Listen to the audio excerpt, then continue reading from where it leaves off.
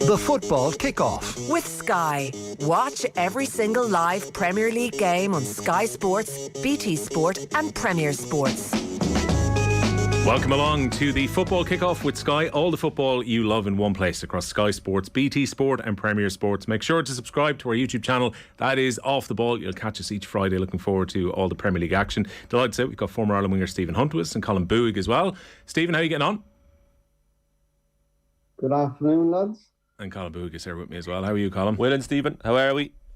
I'm looking forward to this weekend, Colm. I mean, this is a pretty tasty one. You've got Arsenal going in as a team who are in form in Europe and in the Premier League. 8 games in, just the one defeat. Sitting top of the Premier League ahead of playing a Liverpool team who are out of sorts. This is a tasty weekend ahead. Very tasty. Arsenal 11 points clear of Liverpool, albeit with a game more played.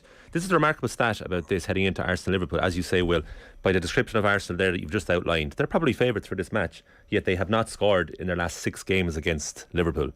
So this could be it for this weekend. You'd be surprised if it wasn't it. Liverpool are, for me, out of sorts. Not just saying that as a Manchester United fan in great delight and glee, but they don't seem to be the team that they once were. Is it the 7-year itch with Jurgen Klopp that happened at Borussia Dortmund and Mainz? Could be happening at Liverpool again. But Arsenal look really, really good. But at the same time, in the grander scheme of things, if Arsenal are the biggest threat to Manchester City this season, I think we're in for a one-horse race. Arsenal going in first position, Liverpool in 9th. This is Sunday at 4:30. You can watch it on Sky Sports, and also Stephen Doyle and Kenny Cunningham will have commentary here and Off the Ball. Stephen, to start the ball running on Arsenal then, I mean, very impressive start. This has been a good first 10 games or so into the season, but how impressed have you been by Arsenal so far? Yeah, their mental strength is the most impressive side of their game at the moment. They seem pretty relentless in terms of trying to win games. The foot is on the gas at the moment.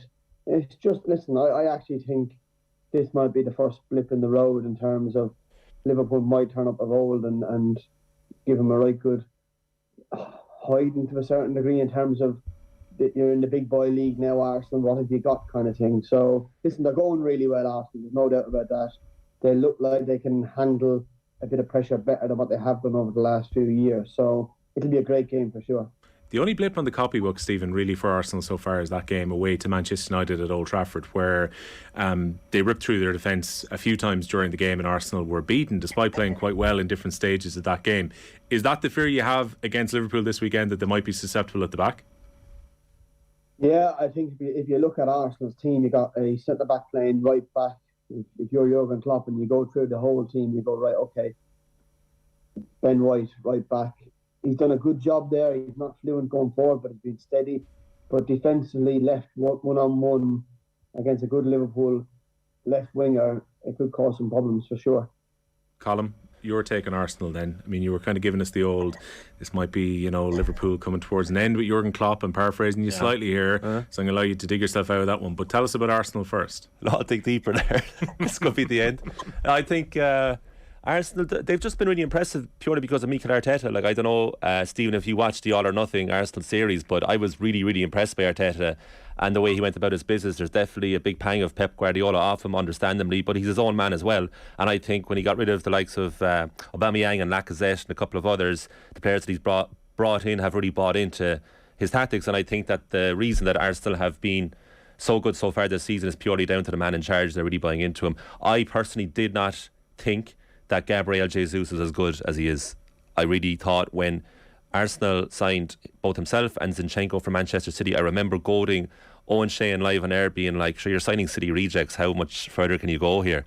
And it was partially tongue-in-cheek, but I did not think that Jesus was going to be as good as he has been. Turns out him and Zinchenko weren't bad. They weren't good, and it just goes to show how good City were. And I think if it wasn't for a man called Erling, we'd be talking about Jesus even more, because it's not just the goals, it's his all-round play, and he's added such a huge dimension to Arsenal's final third. And I do think that come the end of the season, there's no reason that they shouldn't be the second best team in the league. I'm interested to hear Stephen thinking that this could be the weekend where they fought up, or that maybe Liverpool will come back into it, but for me, I just think Arsenal are actually genuinely the better outfit at the moment. Stephen, your take on Gabriel Jesus? I mean, potentially he could be Brazil's starting striker for the World Cup next month.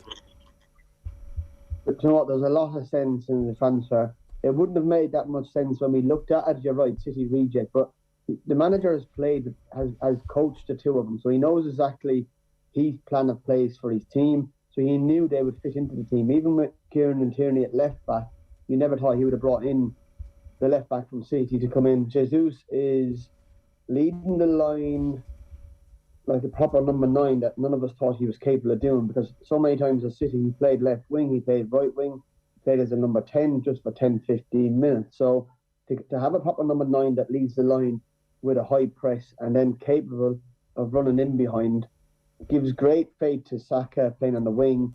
The wingers, whoever playing left wing, is gone and left my head now, but Saka playing on the right wing can come inside, look for him, 1-2s. You're on a winner straight away when you know you have someone to connect with from a wide point of view. Obviously, being a winger, you've got someone like that that's willing to run in behind, come short, and be strong. That's his most impressive bit this year is his hold-up play.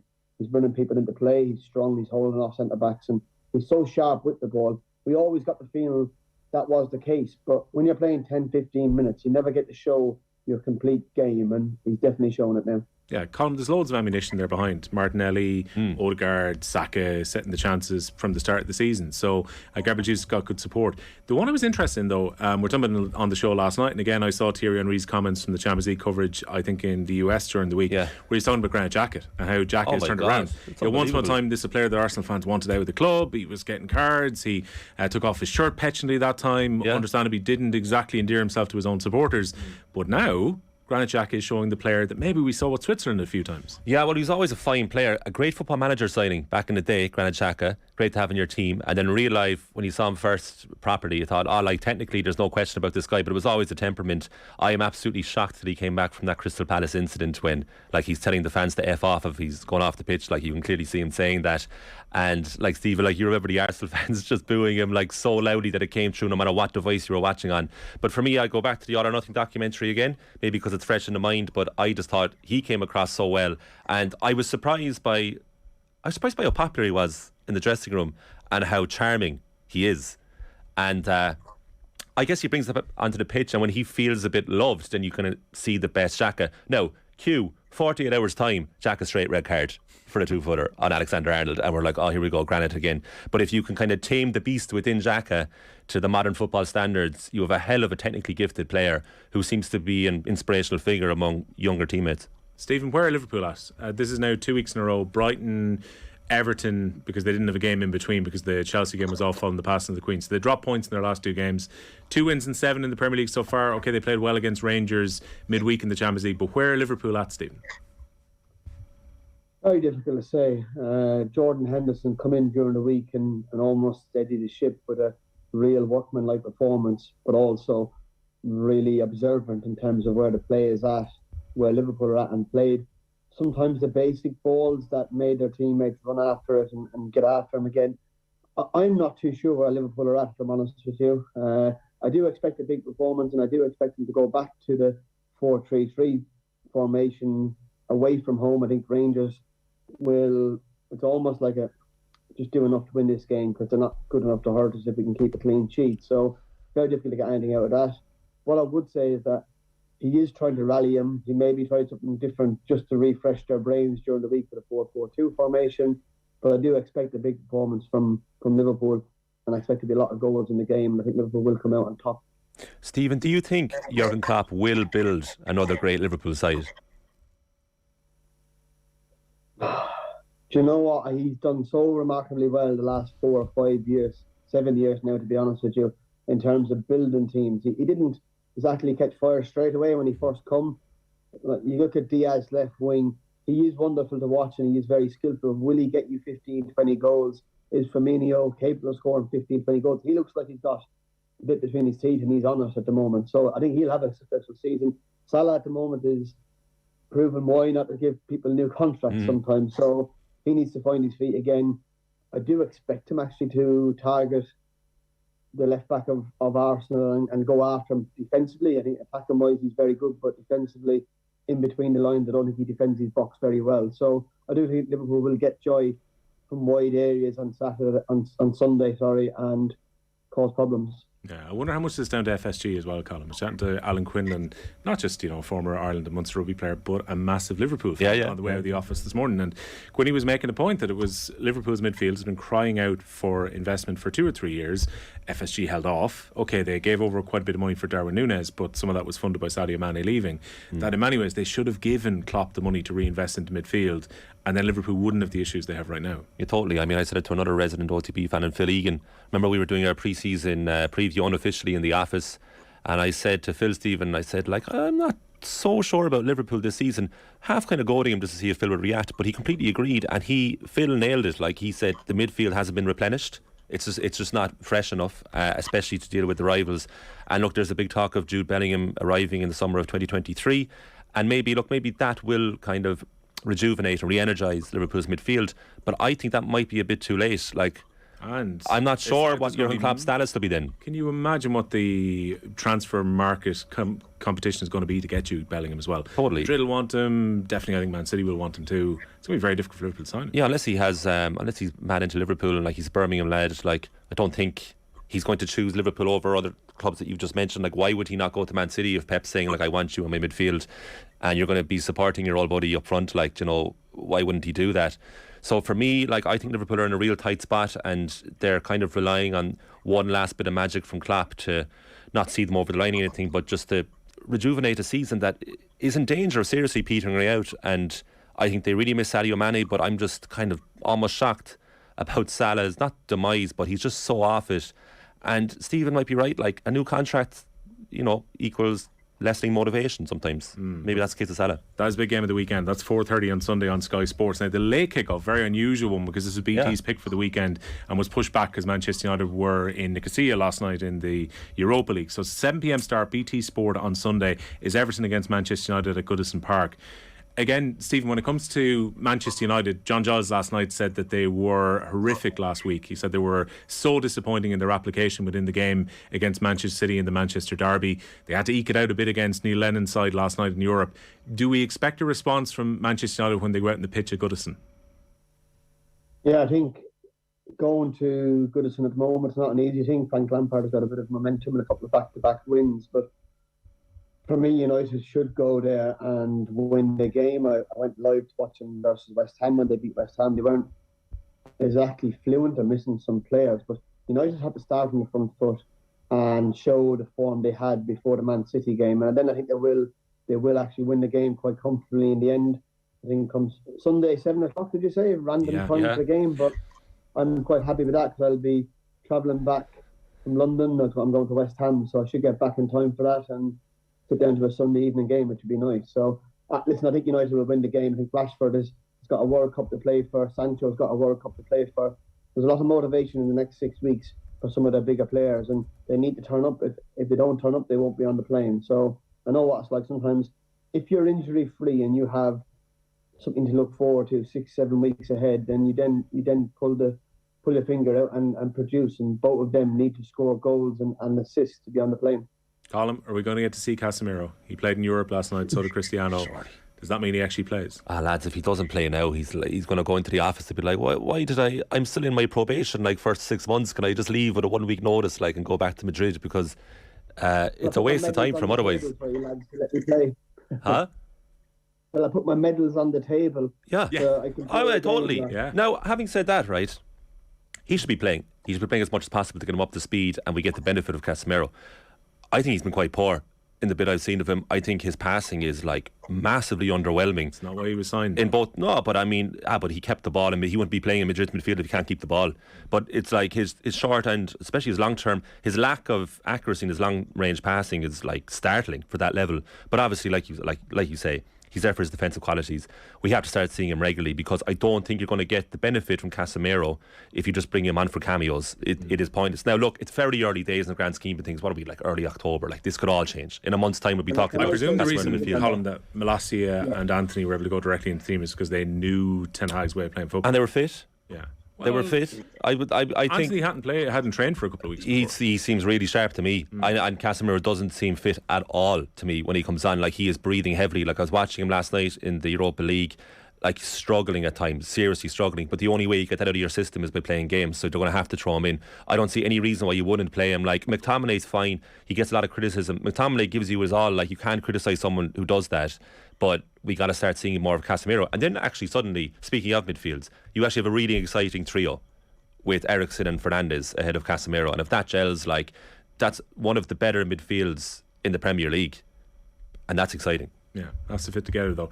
Everton, Stephen, what do you think of them? From the manager's point of view, when he come in and when he signed Casemiro, they were very much in disarray, right? Yeah. And for a manager to have a real good pro and a real winner in the books, you would pay a lot of money for. Now, I think they paid over the odds for him for sure, but I think they needed somebody off the pitch to be a real leader Monday to Friday, where the real work is done before a Saturday to get the best out of him. So I can imagine him putting his arm around McTominay, going, well played, lad, very good, supporting him.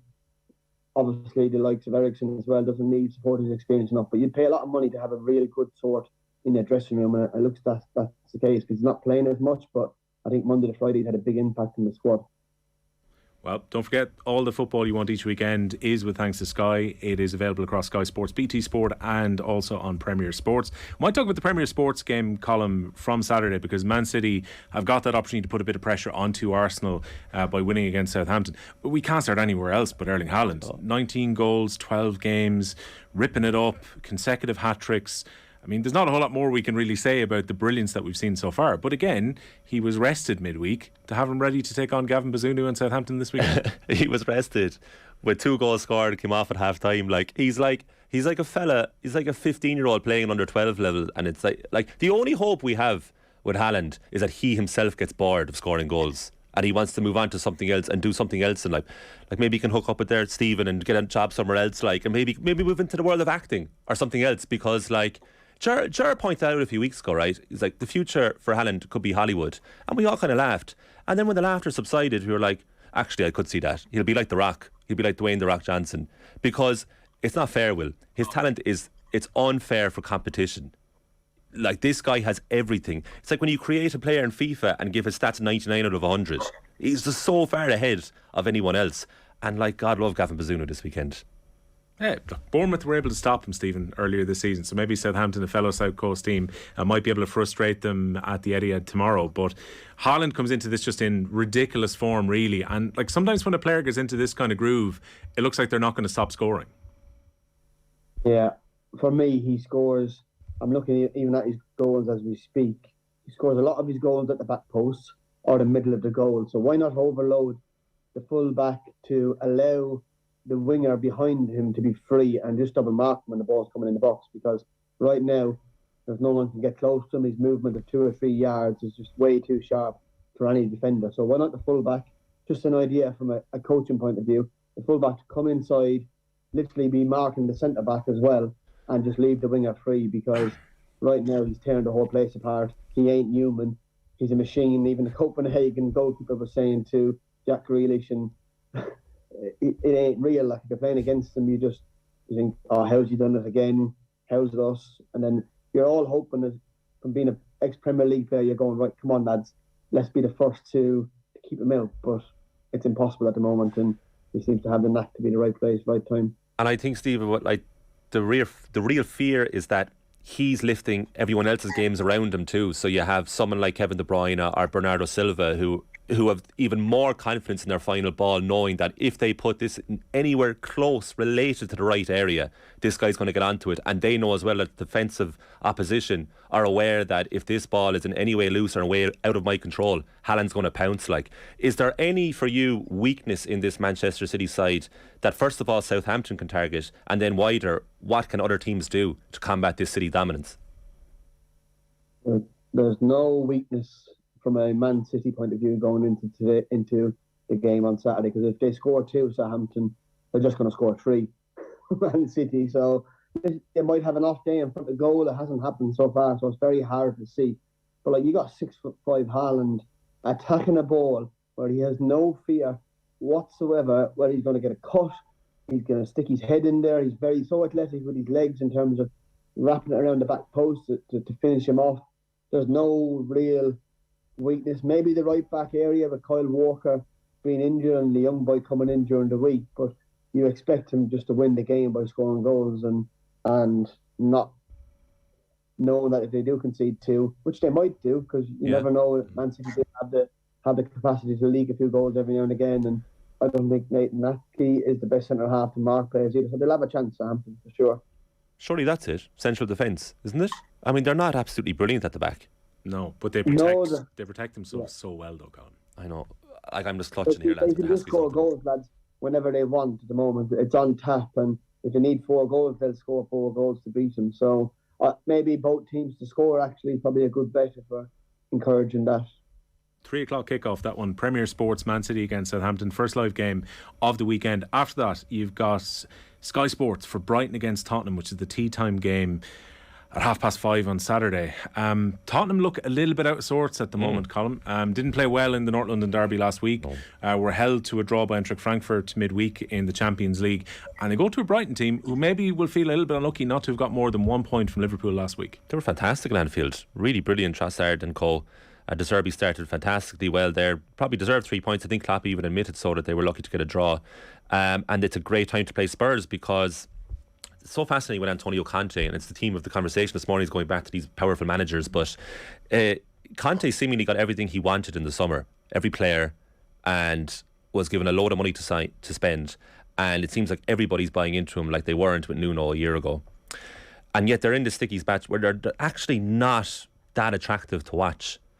And I do wonder, maybe this is premature to say, but how long more this will go on for before Conte comes out with the Burnley last season and says post-match, like, I don't know how to get more out of this team. And I think you're constantly on a slippery slope with Conte's commitment to your club because he's a genius, but he's always one eye out the door. And I think Spurs would be desperate to perform in order to keep Conte because he's drilled this level of fitness into them, which is supreme. That's why we're not seeing Matt Doherty in the team. He's not fit enough to play, according to Conte. But what they are lacking is a bit of spark, and it's the lack of creativity and ruthlessness up front, which if I was a Spurs fan, I'd be a bit concerned with. And if I was a Brighton supporter going into this weekend, I'd be fully confident of getting at least a point out of this game, probably more. Stephen, why is the spark missing for Spurs then? Oh, lads, you're jumping on the bandwagon. I'm okay to disagree with you, right? By all means, please, do. Yeah, I think Spurs are fine. You go back to Leicester, they scored 6 goals at home only 2 or 3 games ago, and were very efficient in front of goal. Yes, they got beat by Arsenal on the day. They had an off day. They're lying 3rd place, 4 points behind Arsenal, the greatest rival who they lost to last week. I don't think there's any real panic within the camp. I wouldn't expect it to be from Conte being the experienced manager.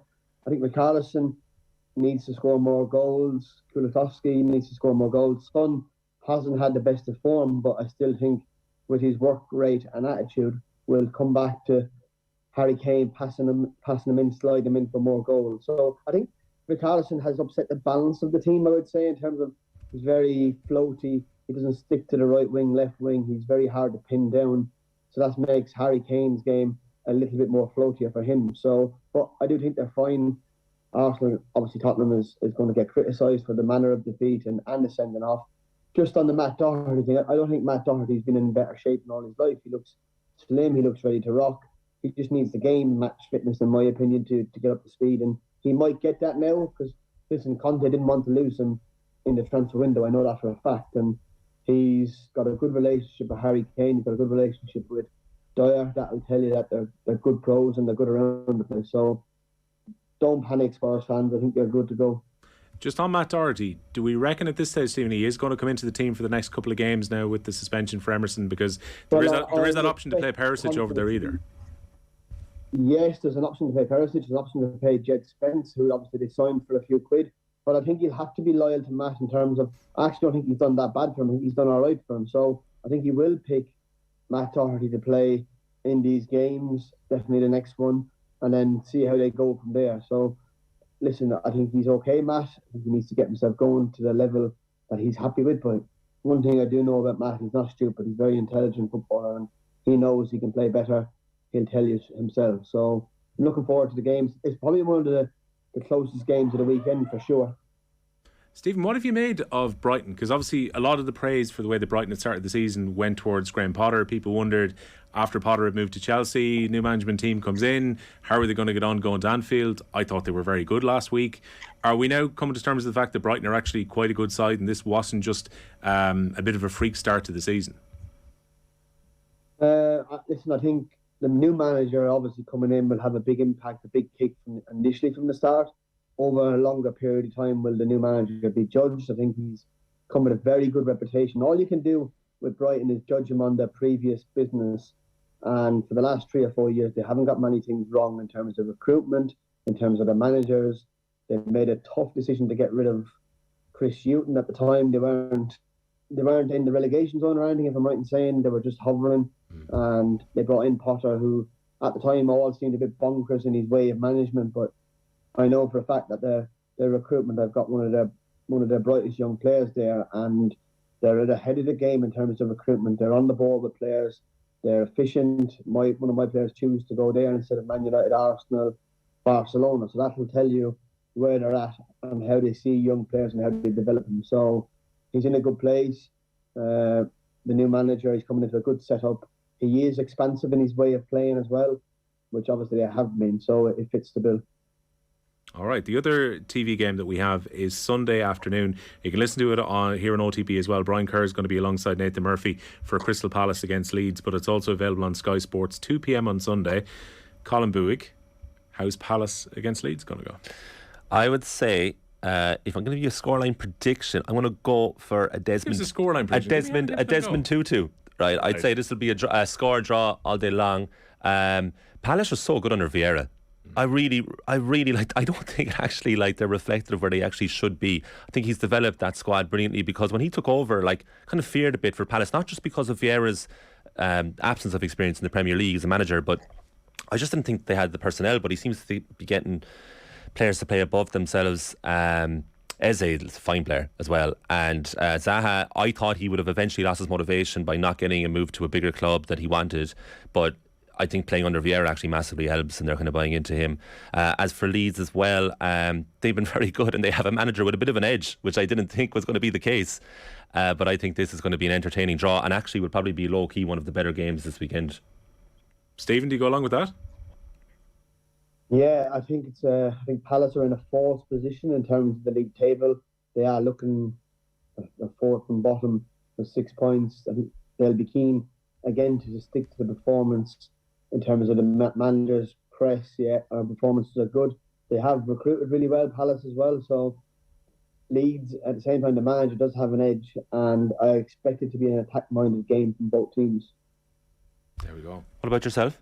Prediction? Yeah, I think there's going to be goals in this one. I think of all the games we've talked about right now, I mean, I think there'll be goals in Arsenal against Liverpool as well, but Sunday might be a bit of a goal fest across the board. I think this one will definitely have goals in at both ends. I like Palace at home particularly. I think they're really, really good.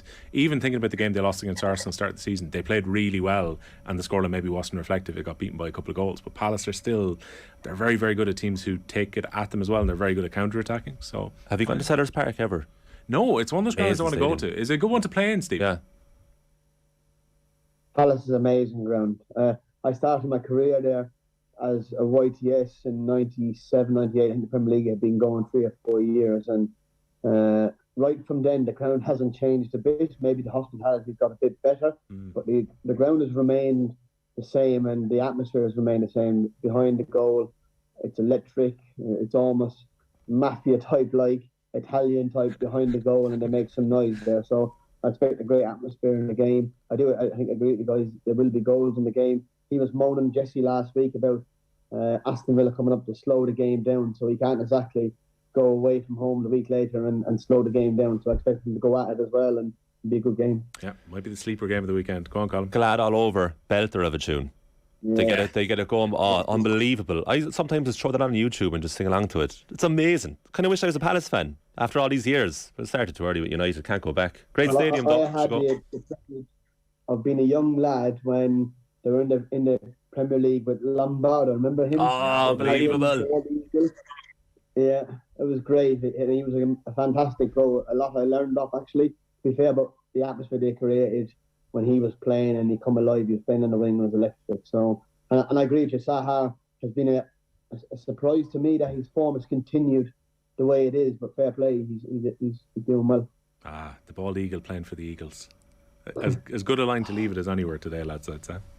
The football kickoff is with thanks to Sky. All the football you love in one place across Sky Sports, BT Sport and Premier Sport. We'll be back around 11:30 next Friday to look forward to next week's Premier League. Colm Boohig, many thanks. Thanks. Stephen, thanks a million as well. Yeah, guys. All the best. Talk to you soon. Thanks a million. The football kickoff. With Sky. Watch every single live Premier League game on Sky Sports, BT Sport and Premier Sports.